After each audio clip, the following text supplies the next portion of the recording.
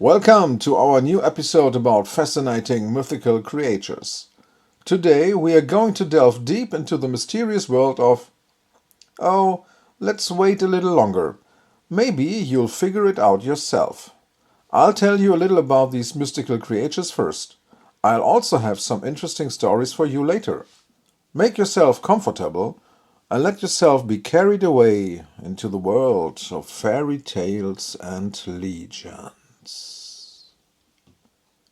They are called washerwoman or kunak. They often appear in female form, whenever a person is about to die. Otherwise, you won't find them. Translated, their name means something like Fairy Hill Woman or Woman of the Hills. Do you already know? Today we are talking about banshees. They are classified as fairies. If you, like me, don't have much knowledge about banshees or no experience with them in general, you might learn something new here. The legend of the banshee has its roots deep in Celtic culture and mythology. Belief in fairies, ghosts, and supernatural powers was widespread in the Celtic world. In this worldview, the fairy creatures were powerful and often dangerous beings who were respected and feared. The idea of the banshee as a messenger of death may have come from ancient funerary rituals, where professional mourners, called keening women, were employed to sing at funerals and mourned the dead. The banshee may originally have been one of these women whose image became merged with the supernatural over time. The legend of the banshee is present in early Celtic traditions, but accurate records and written sources mentioning her explicitly do not appear until the Middle Ages. This suggests that oral tradition played an important role in the spread of her legend. The banshee is described in various forms, but she is almost always a female figure. The most well-known depictions include an old woman with white or grey hair, a gaunt appearance, pale skin and deep, sad eyes. A young, beautiful woman with long flowing hair, sometimes dressed in white or grey robes. She can have a more ethereal appearance, almost ghostly. A woman with red eyes, symbolizing endless weeping, which underlines her connection to grief and death. She can also take a non-human form, which explains why she is sometimes mistaken for a hare or a crow. However, she is heard much more often than seen. She is said to prefer to stay on the side of the road or near bodies of water. The banshee primarily symbolizes approaching death. She is not a being that brings about death itself, but a harbinger that announces it. It is said that she only laments for certain families, usually those with ancient Celtic roots. These families were often identified by certain Irish or Scottish surnames, such as O'Brien, O'Connor, O'Neill, or Grady. According to legend, banshees only ever appear for a family to which they themselves belonged before their death. Their appearance and crying are considered to be a sign of the death of a family member, often in a way that is inevitable. In some stories, the banshee also appears only for high-ranking or noble families, which underlines their reputation as a being connected to the oldest traditions and ancestry.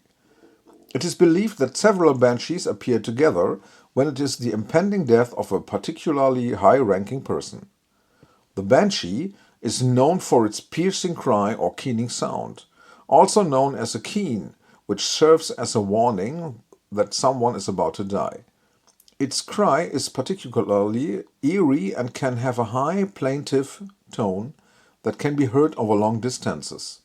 In some stories, its cry is said to be so loud and harrowing that it can shatter glass. It is striking in this context that the person threatened with death cannot hear the warning.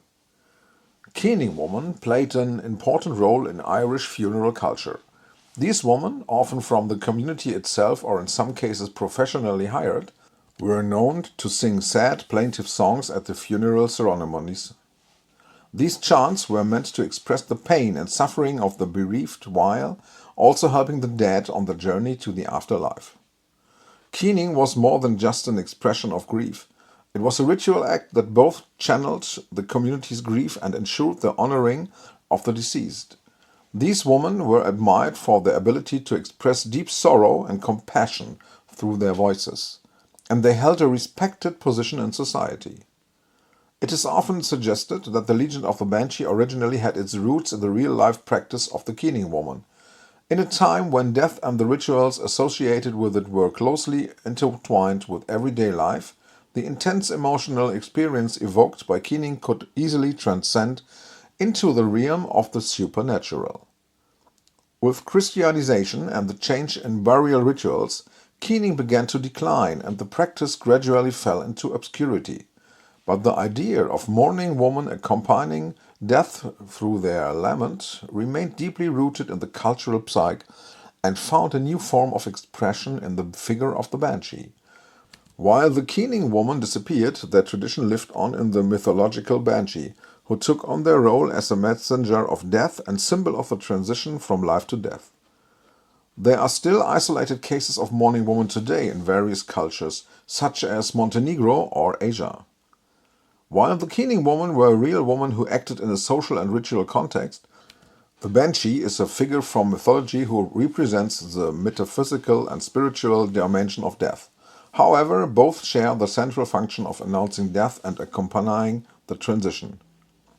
A key difference lies in the nature of the lament. While the keening of women at funerals was a social and therapeutic act, the Banshee's cry is permeated with fear and eeriness. It is a warning of the inevitable, often perceived with fear, in contrast to the keening, which could be sad but also comforting. The connection between the Banshee and the keening woman shows how deeply rooted and intertwined mythology and custom are in Irish culture. The Banshee is essentially a supernatural evolution of the keening woman, translating the emotional and ritual meaning of death into a mythological figure. Through this connection, the ancient understanding of death, mourning, and transition remains alive, even as the specific practices have changed over the centuries. While the Banshee originated in Irish and Scottish folklore, there are similar figures in other cultures that emit ominous cries and herald death. These similarities have led to the Banshee sometimes being associated with other mythological creatures from different cultures. La Llorona, known in Mexico and Latin America. La Llorona is a ghost woman who cries for her lost children. Her appearance is also said to herald death or great misfortune, similar to the Banshee. In some modern tales, La Llorona is even considered a type of Latin America Banshee. Ciguapa in Dominican Republic. The ciguapa is a creature from Dominican folklore known for its beauty and eerie howl. It is not exactly a harbinger of death, but its appearance and cries are associated with misfortune, which has parallels with the Banshee. Pontianak, known in Malaysia and Indonesia. The Pontianak is a spirit in Malay and Indonesian folklore characterized by the weeping of a woman. She can too herald death or other dire events, making her the Asian equivalent of the Banshee. The Banshee is a fascinating figure from folklore that appears in various literary works and films. In literary terms, I think the following works are worth mentioning. In the 1590 epic poem Fairy Queen by Edmund Spenser, the Banshee is discussed as part of Celtic mythology. Spenser takes many elements from folklore and creates a work that delves deeply into the traditions that include the Banshee. In the 1872 novella Carmilla by Joseph Sheridan Le Fanu, considered one of the first vampire stories, there are references to Celtic myth and legends, including the Banshee.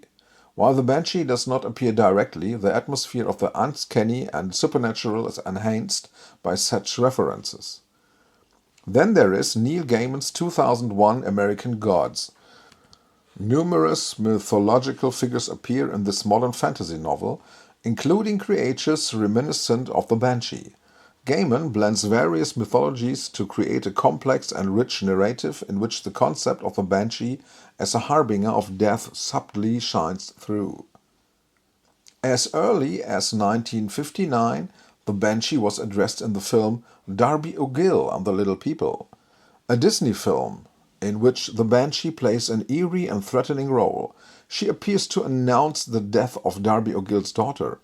The portrayal of the Banshee in this film is classic, a ghostly, wailing figure who spreads fear and terror. In 1999, The Boondock Saints was released. In this cult film, the Banshee is used metaphorically to represent the unstoppable and deadly nature of the main characters. The term Banshee is used here as a nickname for an unshakable force of fate. In 2013, audiences were able to enjoy the Banshee chapter. This is a horror film loosely based on H.P. Lovecraft's works. The film combines the concept of the Banshee with paranormal activities and dark experiments. Here, the Banshee is portrayed as an eerie creature that is interwoven into a modern supernatural story. Personally, I also think the Banshees of the Inisherin from 2022 is worth mentioning. Not a single banshee in the traditional sense appears during the film. Instead, death, misfortune, and the end of the world order, the old world order, symbolized by friendship, are omnipresent. In the Teen Wolf series, which was produced from 2011 to 2017, one of the main characters, Lydia Martin, is revealed to be a banshee. Her ability to foresee death and her screams make her a modern version of the classic banshee. And Supernatural, this series was produced from 2005 to 2022, also has a banshee in its luggage. However, only once in the 11th seasons. In the 11th episode, Into the Mystic, the banshee appears. It is portrayed as a creature that drives its victims insane with its scream and ultimately kills them.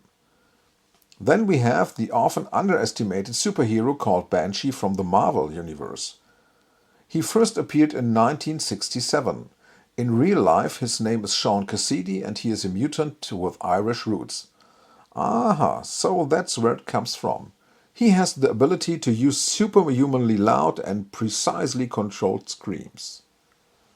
The Banshee remains a popular character because it has a strong symbolic connection to death and destiny, while at the same time exuding a deep-rooted, eerie aura.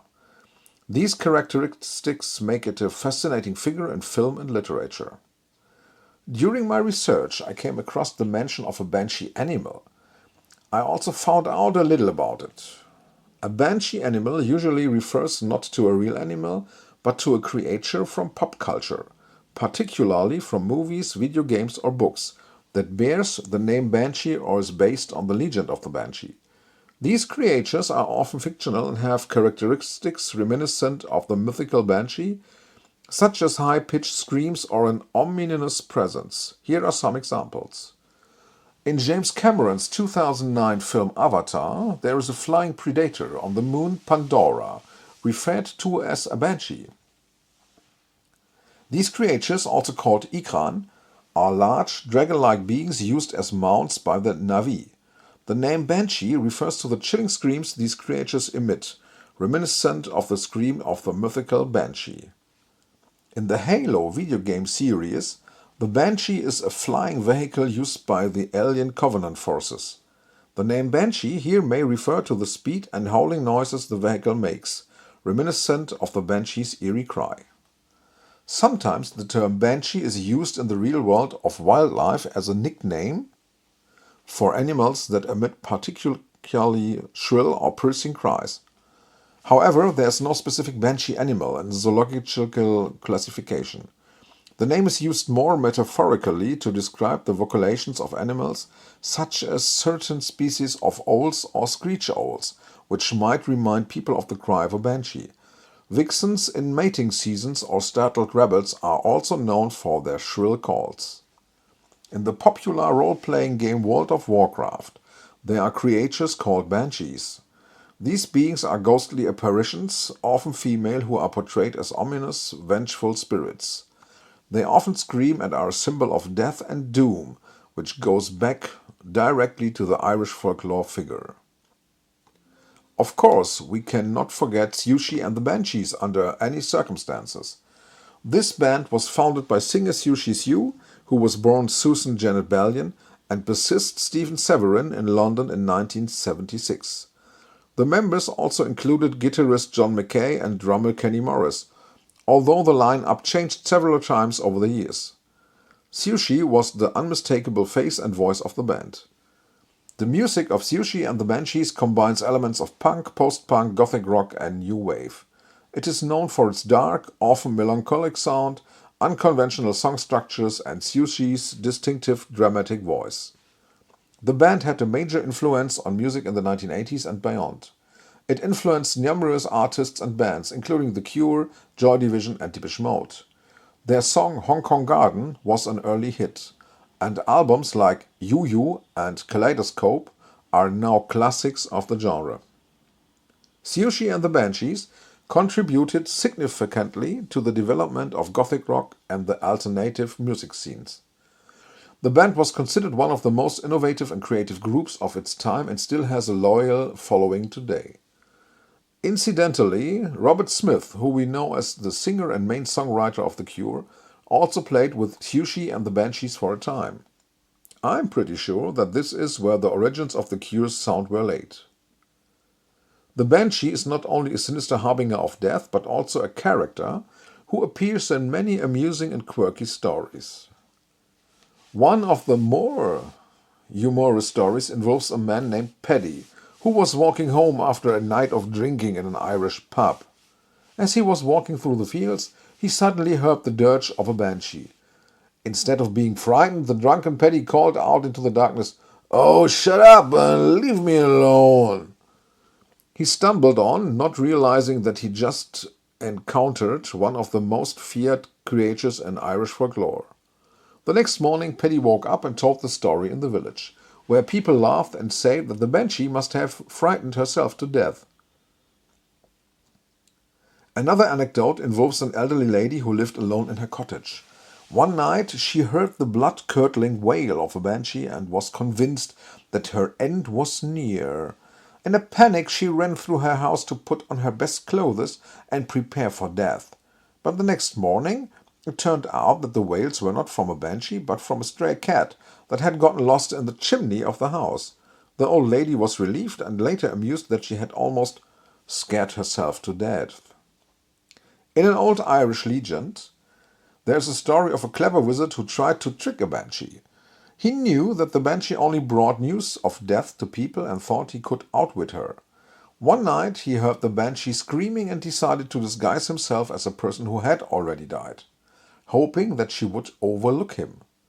The banshee, however, recognized the trick and caused the wizard's house to be haunted by eerie noises and flickering lights for a week until he finally gave up and village. The moral of the story: you may be able to outsmart the banshee, but you must be prepared to face the consequences. A family in a small Irish village was notorious for being extremely superstitious. One night, as they sat eating dinner, they heard a faint, wailing sound.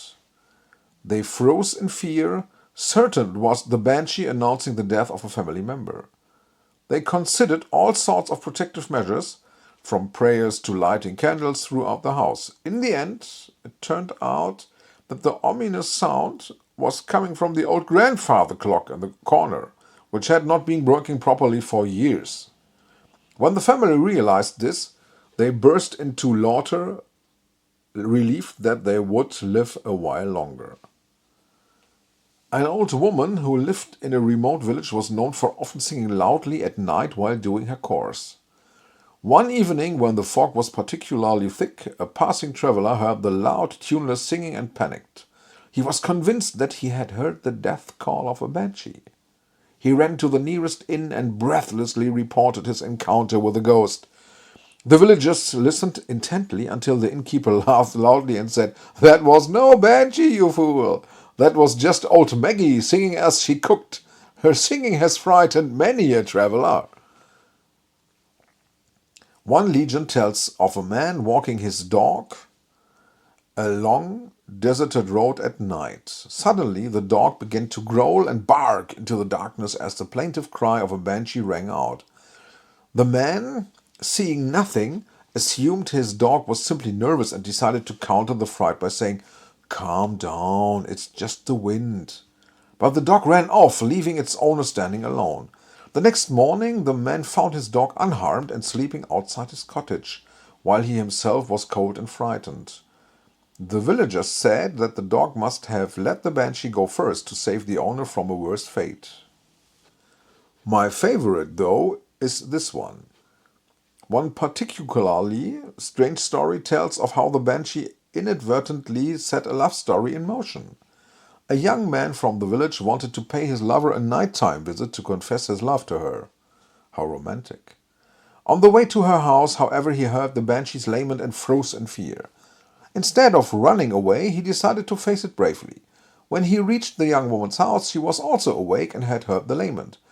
The two consoled and encouraged each other, which eventually led to them confessing their love and getting married. The villagers later joked that the banshee must have had a knack for love. These anecdotes about the banshee show how the people of Ireland and Scotland have maintained a healthy dose of humor, even in the face of such a dark and sinister figure. They make it clear that while the banshee deserves respect and perhaps fear, it is also part of popular culture, often told with a wink. That is it for today. I can't say more about banshees. As always, nothing is guaranteed to be correct or even complete. I hope you enjoyed the stories about the banshees. If you want to learn more about the fascinating world of fairy tales and legends, stay tuned and don't miss our next episodes. Until next time, stay curious and goodbye. All the best, see you soon.